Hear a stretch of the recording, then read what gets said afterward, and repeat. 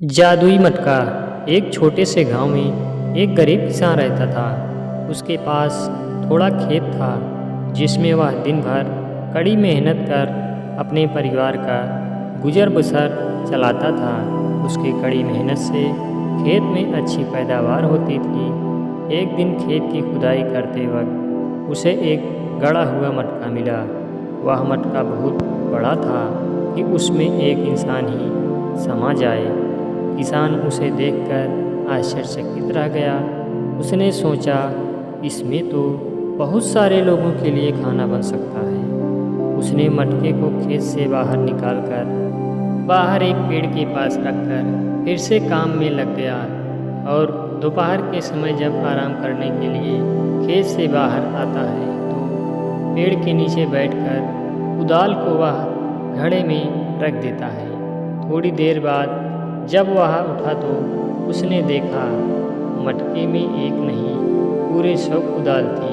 वह आश्चर्यचकित रह गया। वह सारी कुदाल को मटके से बाहर किया और फिर उसमें एक छोटा सा कंकड़ डाला। देखते ही देखते मटका कंकड़ से भर गया। किसान अब सब कुछ समझ गया।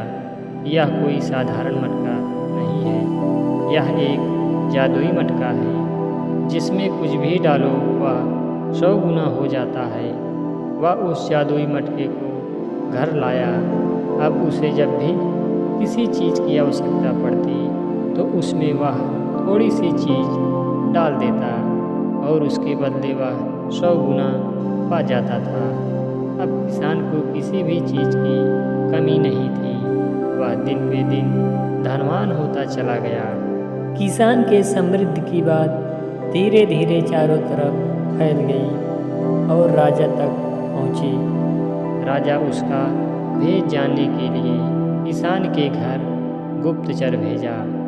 किसान का भेद जानने के लिए गुप्तचर कई दिनों तक चक्कर लगाए। एक दिन गुप्तचर को जादुई मटके का पता चल गया। इसका भेद जानकर गुप्तचर राजा को बताया। राजा बहुत लालची था। सारा भेद जानकर राजा के मन में लालच आ गया। उसने सोचा, यह मटका मेरे पास होना चाहिए। उसने तुरंत सैनिकों को भेजकर जादुई मटका अपने पास मंगवा लिया।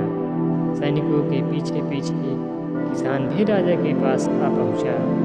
राजा के पूछने पर किसान ने सारी बात बता दी कि यह कोई साधारण मटका नहीं है, यह एक जादुई मटका है और यह मटका मुझे खेत की खुदाई में मिला।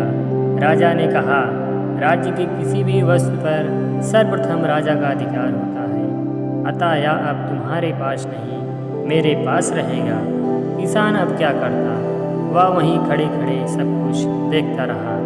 राजा मटके को पास से देखने के लिए उसके निकट आए और उसे अंदर से देखने के लिए उसमें झांकने लगे ताकि उन्हें पता चले कि जादू होता कैसे है। तभी राजा उसमें झांकने लगे।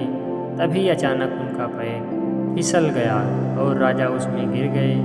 अब फिर क्या था, जादुई मटका अपना काम करना शुरू कर दिया। देखते ही देखते 100 राजा हो गए। अब सिंहासन पर बैठने के लिए राजा आपस में झगड़ने लगे। धीरे धीरे झगड़ा इतना बढ़ गया कि वे सभी राजा आपस में मारे गए। मटका वहीं पड़ा था। किसान सोचा, अब इसकी वजह से कहीं मुसीबत में न पड़ जाऊं। अतः किसान उस मटके को उठाकर जमीन में पटक दिया। वह टुकड़ा टुकड़ा हो गया। किसान अपने घर चला गया और पहले जैसा ही खेत में कड़ी मेहनत करने लगा। उसे कभी भी किसी चीज़ का लालच नहीं था, अतः वह हमेशा अपने जीवन में संतुष्ट रहा।